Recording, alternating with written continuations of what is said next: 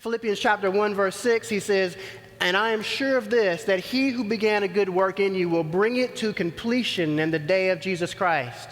And the thing that I want you to notice here is that God in his faithfulness has promised that he will finish what he started in each and every one of our lives.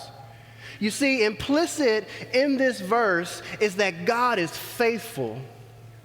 God chose each and every one of you, Christian, before the foundation of the world, and at the right time, whether it was at 3 years or 30 years, he stepped into your life, gave you a new heart that wants to follow and love and delight in him, and he has changed you. And one of the glories of the Christian life is that it's ultimately not up to you to stay in the faith. The God who saved you when you wanted nothing to do with him is the God that will continue to refresh your heart so that you continue to pursue him into the day in which you see Jesus Christ face to face.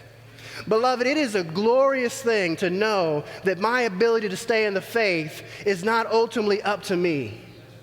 And how much more glorious to know that as I do ministry, it isn't me and my skill that will work in the ministry. It is God saving sinners unto himself that will always work in ministry.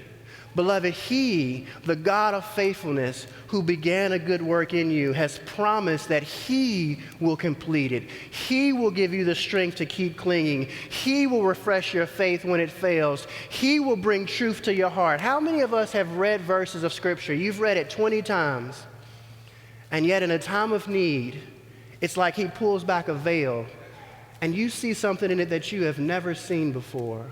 Why is that?